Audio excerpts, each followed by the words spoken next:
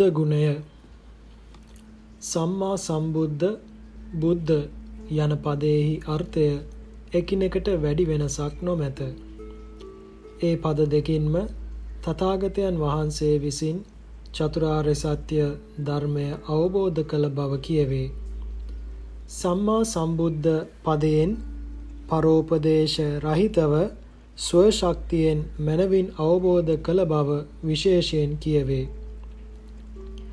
එසේ තිබියදී මේ බුද්ධ ගුණ පාඨයට බුද්ධ යන පදය නැවතද ඇතුළු කර ඇත්තේ චතුරාර්ය සත්‍ය ධර්මය අවබෝධ කර ගැනීමෙන් පමණක් නොනැවතී ඒ ධර්මය අන්‍ය සත්වයනටද අවබෝධ කරවීම වූ ගුණය දැක්වීම සඳහා විය යුතුය.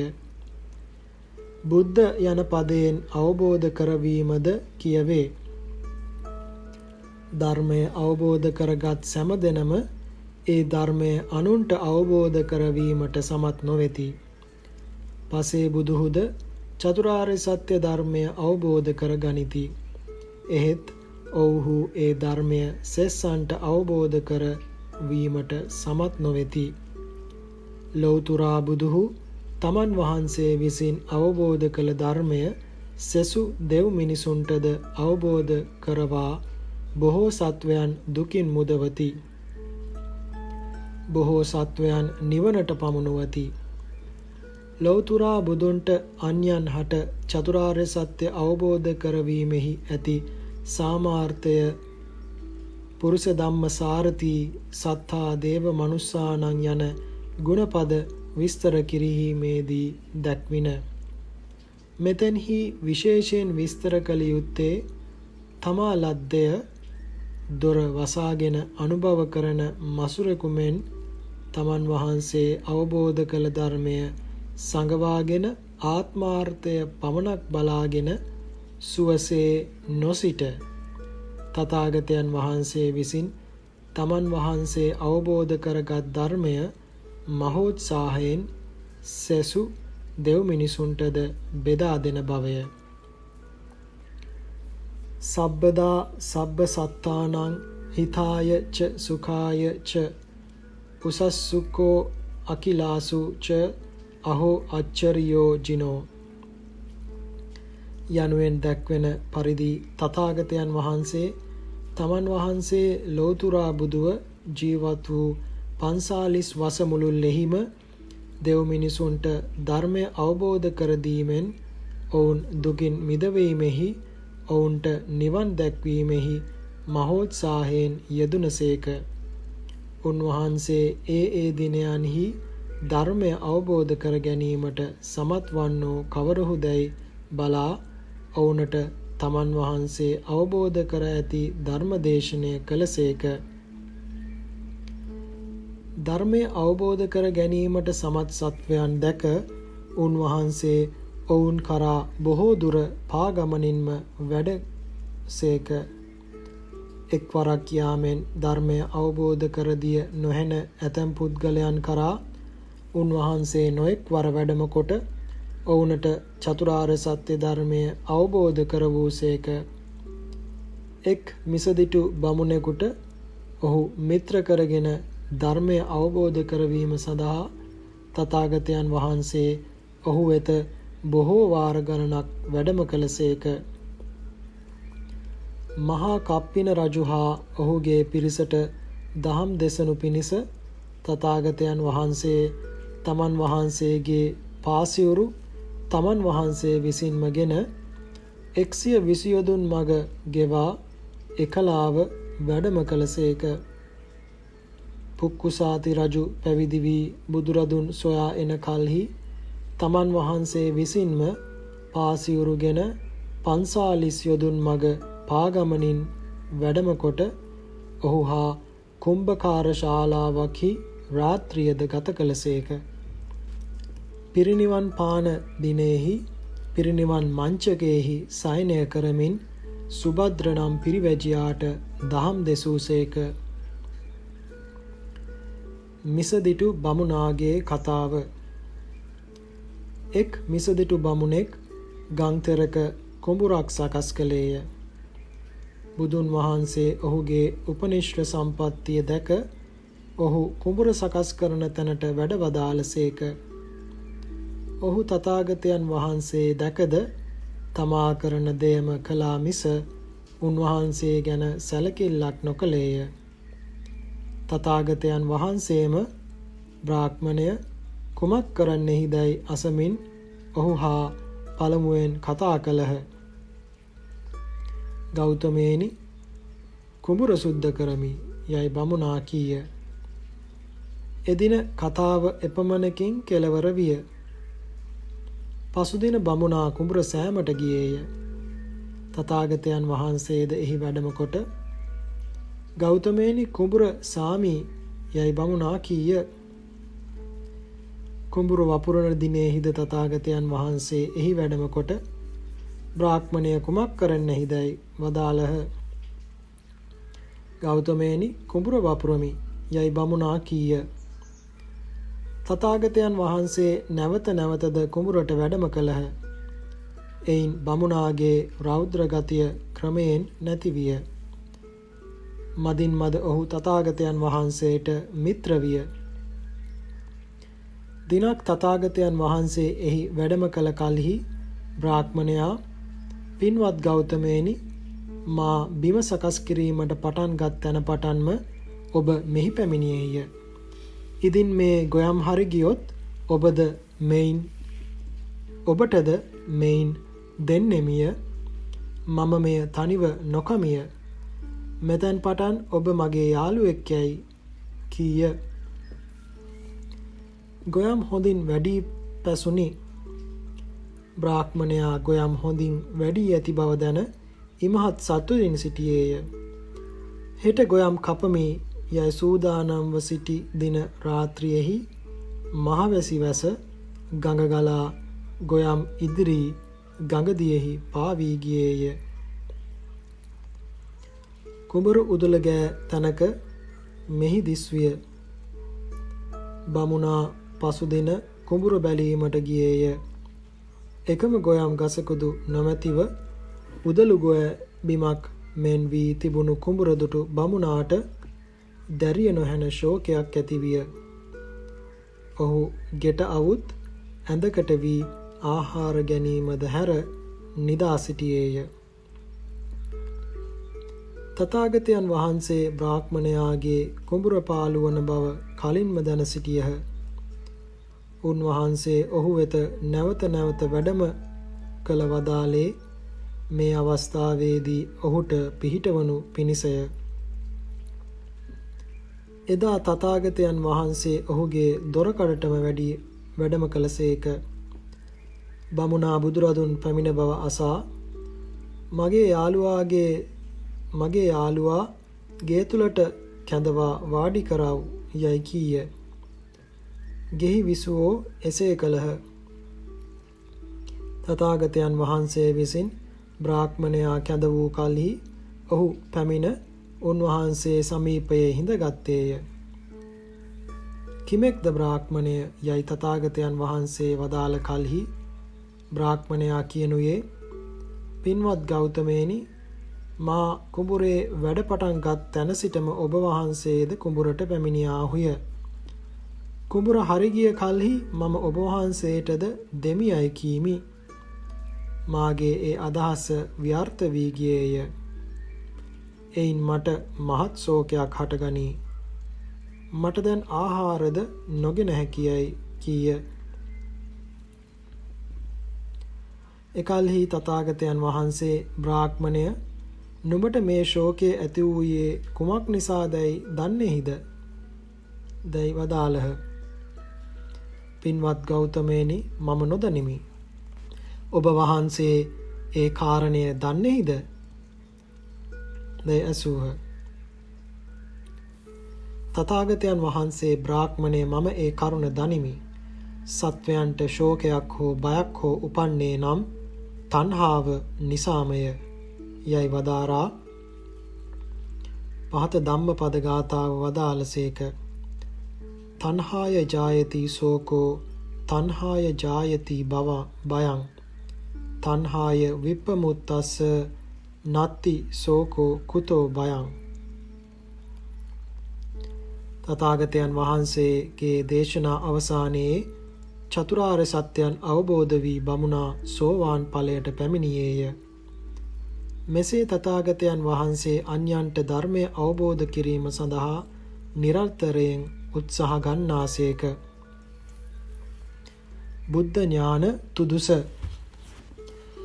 බුද්ධ ඥාන නමින් ඥාන තුදුසක් පටිසම්භිදා මග්ගයේහි වදාරා ඇත්තේය. තුදුස් බුදු නැණින් යුක්ත වන බැවින්ද තථාගතයන් වහන්සේ බුද්ධ නම් වෙති.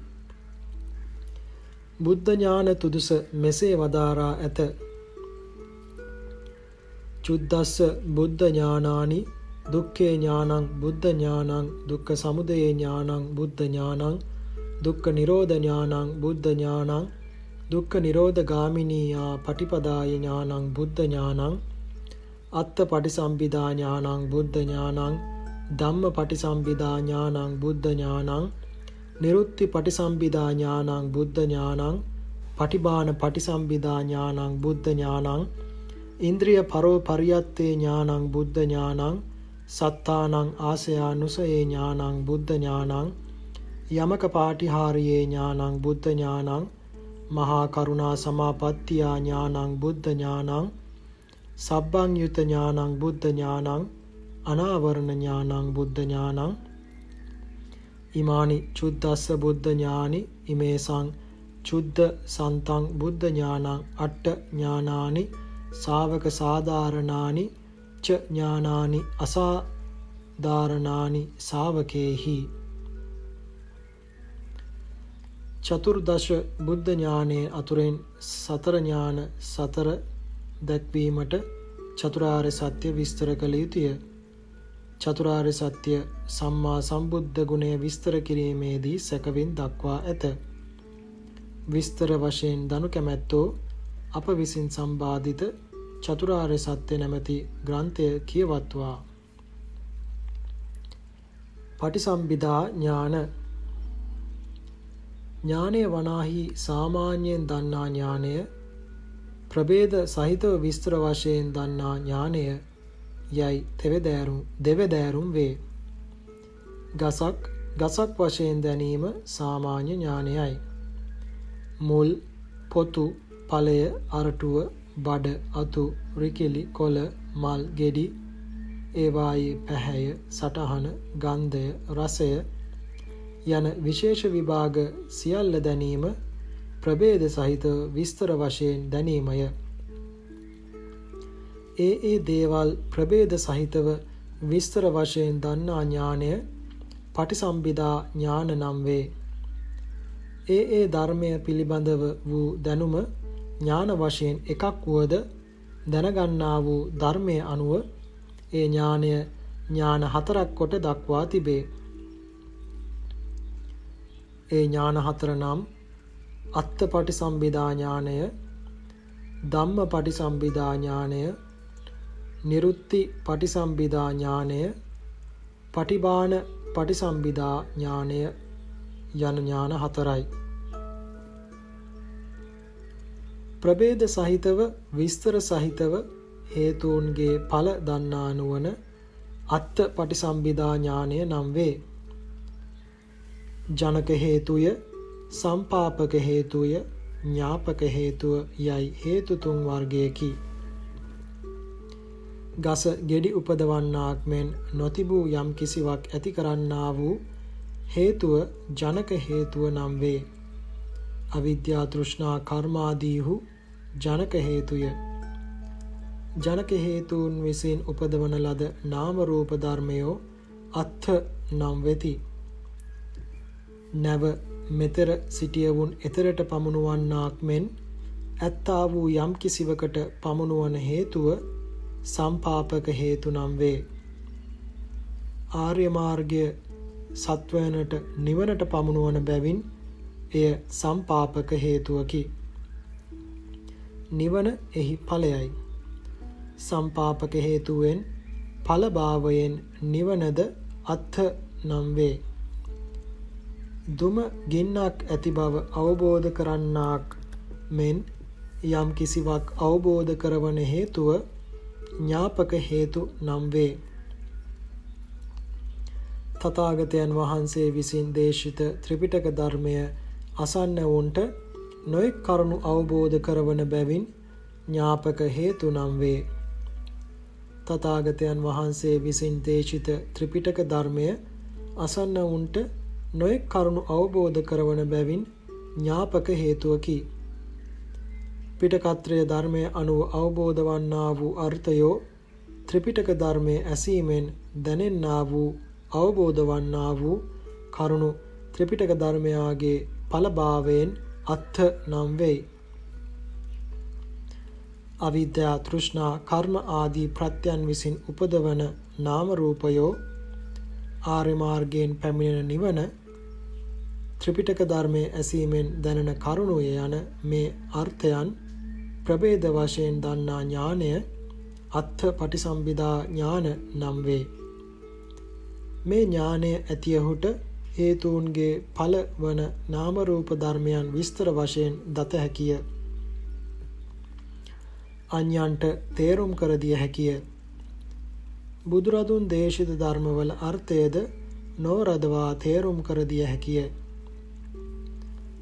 ධම්ම පටිසම්භිදා ඥානය anu අනේක නාම රූප ධර්මයන් උපදවන්නා වූ අවිද්‍යා තෘෂ්ණා කර්ම ආදී හේතුන්ද නිවනට පමුණුවන ආර්ය මාර්ග සංඛ්‍යාත සම්පාපක හේතුවද කුසල අකුසල ආදී අනේක ධර්මයන් අවබෝධ කරවන පිටකත්‍රය සංඛ්‍යාත ඥාපක හේතුවද ප්‍රභේද වශයෙන් විස්තර වශයෙන් දන්නා ඥානයයි. ඒ ඇතියහුට හේතු ධර්ම විස්තර වශයෙන් මනවින් දත හැකිය. අන්‍යයන්ට අවබෝධ වන පරිදි කිය හැකිය. ඉහත දැක් වූ අත්ථ පටිසම්භිදා ඥානයෙන් දත යුතු වන ඵල ධර්මයන් පිළිබඳ වූද ධම්ම පටිසම්භිදා ඥානයෙන් දත යුතු වන හේතු ධර්මයන් පිළිබඳ වූද ඒ ධර්මයන් හා නියත සම්බන්ධය ඇත්තා වූ ස්වභාව නිරුක්ති නම් වූ මාගධ භාෂාව මනමින් දන්නා වූ නුවණ නිරුක්ති පටිසම්භිදා ඥාන නම් වේ. නිරුක්ති පටිසම්භිදා ඥානයේ ඇත්තේ අර්ථ ධර්මයන් පිළිබඳ වූ මාගධ භාෂා ව්‍යවහාරය දන්නේය. පස්සෝ වේදනා යනාදී ශබ්ද ඇසුණු කලෙහි ඔහු ඒවා ස්වභාව නිරුක්තියයි දන්නේය. පස්සා වේදනෝ යනාදී වශයෙන් ඇසුණහොත් ඒවා ස්වභාව නිරුක්ති නොවේ යයි දන්නේය. මේ ශබ්දය නැතහොත් වචන මේ අර්ථය සඳහා යයි කිසිවෙකුගේ පැනවීමක් නියම කිරීමක් නැතිව ස්වභාවයෙන් ඒ අර්ථයන් හා සම්බන්ධව සිද්ධ වචන ස්වභාව නිරුක්ති නම් වේ. මාගධ භාෂාව ස්වභාව නිරුක්තිය යයි කියනු ලැබේ. එය සකල සත්වයාගේම මූල භාෂාව යයිද වෙනස් නොවන භාෂාව යයිද දේව බ්‍රහ්මයන් බෙහෙවින් ව්‍යවහාර කරන භාෂාව යයිද කියනු ලැබේ.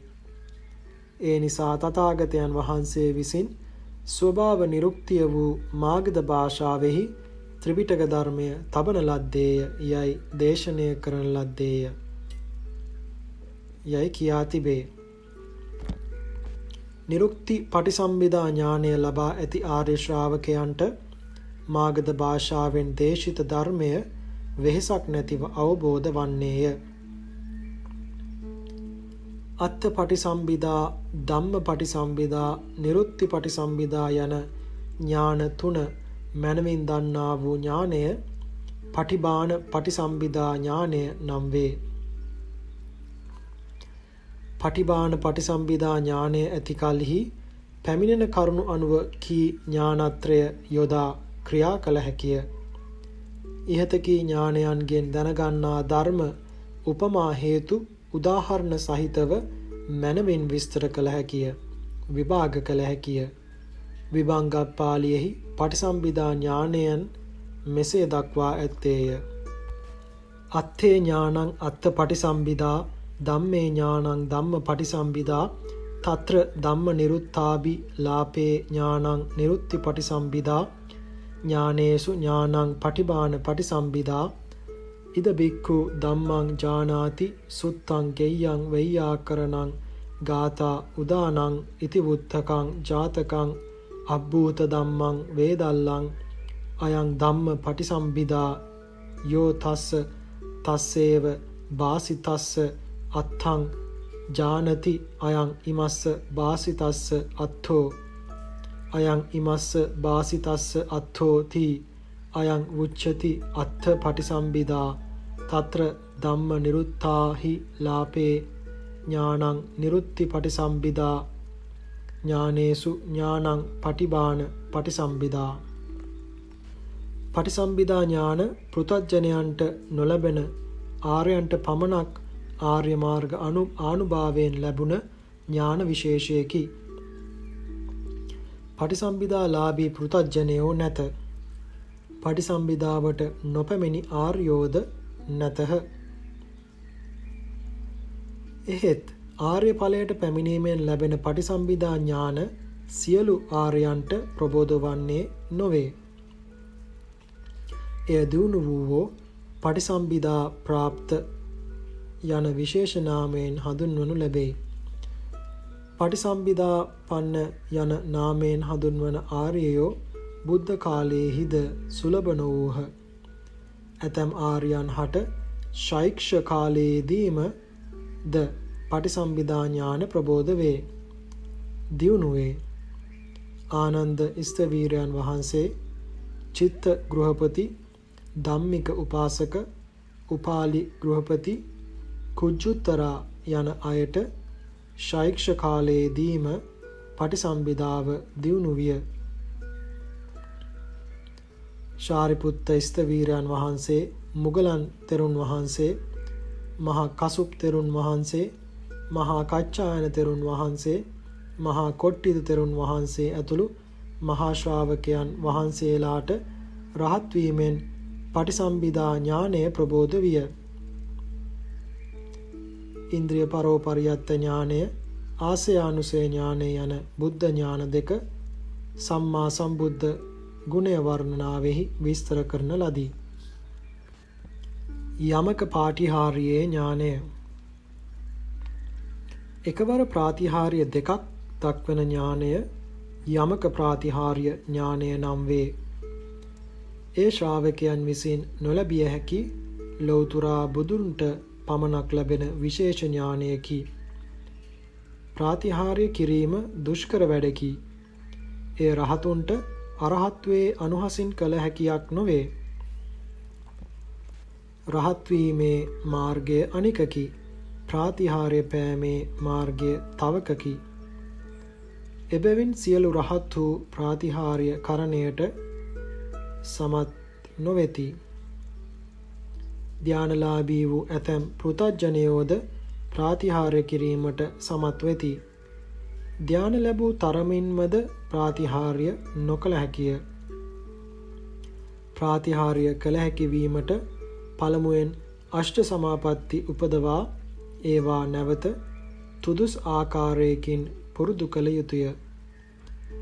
ඉර්ධි ප්‍රාතිහාර්ය කළ හැකි තත්වයට සමාපatti දියුණු කරගත් පුද්ගලයෝම ඒවා කිරීමට සමත් වෙති. ප්‍රාතිහාර්ය කරන්නේ තුදුස් ආකාරයෙන් පුරුදු කොට දියුණු කරගත් රූපාවචර පංචම ධාන චිත්තයේ බලයෙනි. එසේ දියුණු කළ පංචම ධාන චිත්තය අභිඥා චිත්ත නම් වේ. යමක ප්‍රාතිහාර්ය ඥානයයි කියනුයේ ලෞතුරා බුදුවරයාණන්ගේ අභිඥා චිත්‍ර සම්ප්‍රයුක්ත ඥානයටය. අභිඥාලාභියෙකුට මෙබඳු දෙයක් වේවායි නිකම්ම සිතීමේ මාත්‍රයෙන් යම් කිසි ප්‍රාතිහාර්යයක් නොකළ හැකිය. ඒ ප්‍රාතිහාර්යයන් කිරීමද වෙන වෙනම පුරුදු කළ යුතුය. යම් කිසි ප්‍රාතිහාර්යයක් කිරීමට උවමනා ඒ කරුණ සිදු කිරීමට කසිනයක්හි පංචම ධානයට සමවැදිය යුතුය. පඨවි කසින සමාපත්තියෙන් ගින්නක් හෝ දියක් ඇති කළ නොහැකිය. ගින්නක් මැවීමට නම් එයට නිසි තේජෝ කසින පංචම ධානයට සමවැදිය යුතුය. මෙසේ ඒ ප්‍රාතිහාර්ය කිරීමේදී ඒ දෙයට නිසි සමවතකට සමවැදී ඉන් නැගීමට අදිෂ්ඨාන චිත්තයට බලය ගත යුතුය. ඉක්බිති තමා කරන්නට යන ප්‍රාතිහාර්ය සිතින් සලකා මේ නම් දෙයක් වේවායි පරිකර්ම කළ යුතුය. එසේ කරන කල්හි බලාපොරොත්තු වන දෙය සිදු කරන අභිඥාභාවයට පැමිණි රූපාවචර පංචම ධ්‍යාන චිත්තය නැවත ඇතිවේ. ඒ සිත ඇතිවනු සමග අදහස් කළ දෙය නිර්මාණය වේ. ධ්‍යානයේහි වශීභාවය මද පුද්ගලයන්ට යම් කිසි ප්‍රාතිහාර්යයක් කිරීමට බොහෝ කල් ගත වේ. වශීභාවයේ වැඩි පමණට ඉක්මනින් ප්‍රාතිහාර්ය කළ හැකිය. තථාගතයන් වහන්සේට සමාපatti විශේෂෙහි අධික වශීභාවයක් ඇති බැවින් ඊතා ඉක්මනින් ප්‍රාතිහාර්ය කළ හැකිය. ධානයන්හි අතිශය වශීභාවයක් ඇත්තා වූ තථාගතයන් වහන්සේ ඊතා වේගයෙන් ඒ සමවත්වලට සමවැදීම, නැගිටීම, අදිෂ්ඨාන කිරීම කළ හැකි නිසා ශරීරයේ එක් තැනකින් ජල ධාරාවක් පිට කරමින් ඒ සමගම අන් තැනකින් ගිනි කඳන් පිට කළ හැකිය. එය යමක ප්‍රාතිහාර්යයයි. එය කළ හැකි නුවණ යමක ප්‍රාතිහාර්ය ඥානයයි. මහා කරුණා සමාපatti ඥානය. කරුණා ගුණය බුද්ධ ගුණ වලින් ඊතා ඉමහත් වූද උසස් වූද ගුණයකි. බුදු බැවෙහි පදනමද කරුණා ගුණයයි. එය පිළිබඳව සෑහෙන විස්තරයක් කළ හැක්කේ එය ගැනම විශාල ග්‍රන්ථයක් සම්පාදනය කළහොත්ය. රත්නත්‍රයේ සියලු ගුණ දැක්වීම හා සපයන මේ ග්‍රන්ථයෙන් කළ හැක්කේ ඒ මහත් වූ ගුණ ඊතා කෙටියෙන් දැක්වීමකි. දුක්ඛිත සත්වයන් ගැන කම්පා වෙන ඔවුන්ගේ දුක් නොයිවසන ස්වභාවය, දුක්ඛිතයන් දුකින් මිදවීමේ කැමැත්ත කරුණා නම් වේ. තථාගතයන් වහන්සේ කරුණාව ඊතා මහත් බැවින් යුක්තය. එබැවින් එයට මහා කරුණාව යයි කියනු ලැබේ. ඒ කරුණාව මහත් වන්නේ කෙසේද යනු මෙහිලා දත යුතු ප්‍රධාන කරුණයි. කරුණාව සෑම දෙනා තුළම ඒ ප්‍රමාණයෙන් ඇතිවන චෛතසික ධර්මයකි. මාපියෝ කරුණාවන්තහු යයි ප්‍රසිද්ධහ. ඔවුන්ගේ ඒ කරුණාව තමන්ගේ දරුවන්ට පමණක් සීමා වූවකි. තමන්ගේ දරුවන්ට මෙන් අන්‍යයන්ගේ දරුවන්ට මාපියන්ගේ කරුණාවක් නැත. මාපිය යුවලට දරුවන් ඇත්තේ ටික දෙනෙකි. ටික දෙනෙකු සම්බන්ධයෙන් ඇති කරුණාව සුළු දෙයකි. තථාගතයන් වහන්සේගේ කරුණාව සකල සත්වයන් ගැනමය. ලෝකේහි අනන්ත සත්වයෝ ඇතහ. සත්වයන් අනන්ත බැවින් ඒ අනන්ත සත්වයන් අනුව තථාගතයන් වහන්සේගේ කරුණාව අනන්තය. තථාගතයන් වහන්සේගේ කරුණාව හා මව් කෙනෙකුගේ පිය කෙනෙකුගේ කරුණාව සංසන්දනය කරන්නට උපමාවක්ද නැති තරම්ය. තථාගතයන් වහන්සේ මහා කරුණාව සාගර ජලයටත් මව් කෙනෙකුගේ කරුණාව එක් දියබිඳකටත් උපමා කළද උපමාව යහපත් නොවේ. තථාගතයන් වහන්සේගේ කරුණාව මහ පොළොවටද මව් කෙනෙකුගේ කරුණාව වැලි කැටයකටද උපමාව කළත් උපමාව සුදුසු නැත. සාගර ජලයෙහිත් පොළොවෙහිත් ප්‍රමාණයක් ඇත. අනන්ත කරුණාවට ඒවාට උපමා කිරීම ඒ කාරණාව සුළු කොට දැක්වීමකි. එක් පුද්ගලයෙකු සම්බන්ධයෙන් ඇත්තා වූ කරුණාවෙහි කුඩා මහත් බව ප්‍රමාණය කළ යුත්තේ කරුණාවට ලක්වන පුද්ගලයා සුවපත් කිරීම සඳහා කළ හැකි පරිත්‍යාගයන් අනුවය. මැරෙන්නට යන දරුවෙකු බේරා ගැනීම සඳහා මව් කෙනෙකු විසින් තමාට ඇත්තාක් ධනය වුවද පරිත්‍යාග කිරීමට ඉදිරිපත් වනු ඇත. එහෙත් තමා වාසය කරන ගෙය හා ඉඩමත් ඒ සඳහා පරිත්‍යාග කරන්නට කිව්වහොත් දරුවා මැරෙන්නට හරිනවා මිස එය කිරීමට ඉදිරිපත් නොවනු ඇත. තථාගතයන් වහන්සේ සත්ව කරුණාව නිසා නොකළ පරිත්‍යාගයක් නැත. ලෞතුරා බුදු බව ලැබ අසරණ සත්වයන්ට පිහිටවනු සඳහා බෝසත් කාලයේදී උන්වහන්සේ විසින් කරන ලද ධන පරිත්‍යාගයන්ට උපමා නැත. සෝ සාගරේ ජලදිකං රුදිරං ආදාසී භූමින් පරාජිය සමං සමදාසි දානං මේ රුප්පමාන මදිකංච සමෝලි සීසං කේ තාරකා දික තරං නයනං අදාසින් යනුවෙන් අප මහා බෝසතාණන් වහන්සේ අසරණ සත්වයන්ට පිහිටවනු පිණිස දාන පාරමිතාව පිරීම වශයෙන් සාගර ජලය පරදවා තමන්ගේ සිරුරේ ලේ දන් දුන් බවද මහ පොළොව පරදවා ඇඟමස් දුන් බවද මහමෙර පරදවා ඔටුනු පලන් හිස් දුන් බවද අහසේ තරු පරදවා නෙත් දුන් බවද කියා තිබේ. අන්‍යයන් සඳහා තථාගතයන් වහන්සේට මෙබඳු මහා පරිත්‍යාගයක් කළ හැකි වූයේ කරුණාවෙහි මහත්වය නිසාය. මේ කාරණය අනුව සලකා බැලුවද මා පියා ආදී සෙස්සන්ගේ කරුණාව ඊතා සුළුය. බුද්ධ කරුණාවම ඊතාම මහත්ය. කරුණාව දුක්ඛිත සත්වයන් අරමුණු කොට ඇතිවන ධර්මයකි. සත්වයන්ගේ දුක් දත හැකි වීමට නුවණ තිබිය යුතුය. නුවණ මද අයට දැනෙන්නේ සත්වයන්ගේ දුක් වලින් ඊතා සුළු කොටසකි. සුගති වශයෙන් සලකන මනුෂ්‍ය දිව්‍ය බ්‍රහ්ම යන ලෝකේහි වෙසෙන සකල සත්වයෝම දුක්ඛිතයෝය. සර්වාකාරයෙන් සුඛිත සත්වයෙක් භවත්‍රේහි කොතනකවත් නැත්තේය. තථාගතයන් වහන්සේගේ කරුණාව සකල සත්වයන් සම්බන්ධයෙන් පවත්නේ ඒ නිසාය. ධනය ඇතිව, අමුදොරුවන් ඇතිව, නෑමිතුරන් ඇතිව, සේවකයන් ඇතිව, උවමනාතරම් ආහාර පාන වස්ත්‍ර යාන වාහන ආදිය ඇතිව, ගරු බුහුමන් ඇතිව නිරෝගීව ජීවත් වන අය සාමාන්‍ය ලෝකයාට පෙනෙන්නේ සුඛිතයන් ලෙසය.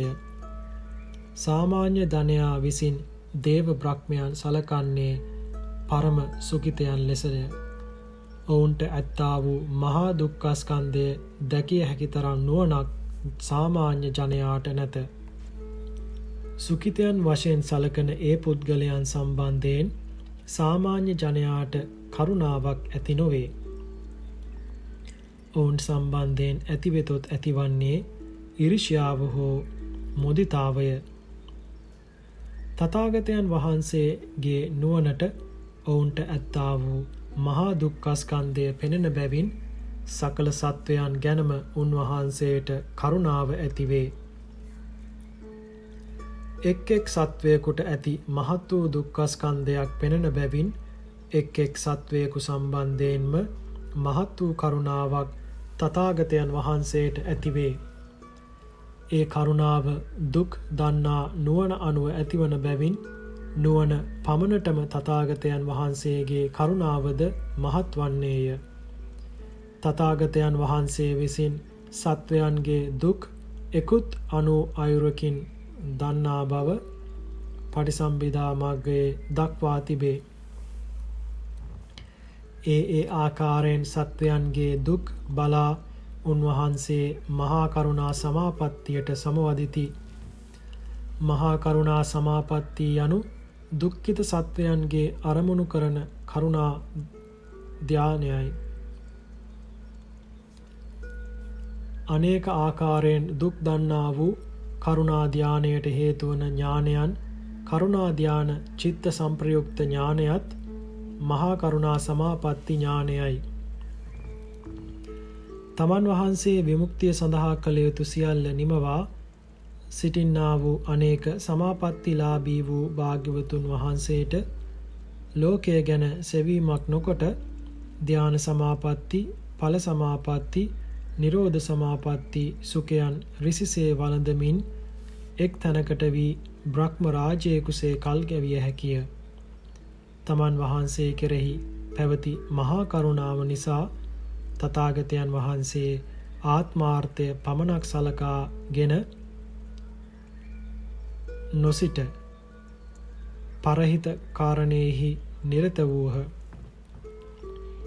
උන්වහන්සේ ජනයාට සෙත සලසනු පිණිස වර්ෂයකට සාර මස, පස් මස, සමස, සත් මස, අට මස බැගින් දනව් සැරිසරා වැඩම කළහ.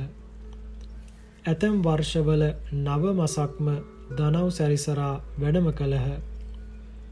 මහා මණ්ඩලය, මධ්‍ය මණ්ඩලය, අන්තෝ මණ්ඩලය යයි තථාගතයන් වහන්සේ දනව් සැරිසරා වඩනා මාර්ග තුනක් ඇත්තේය.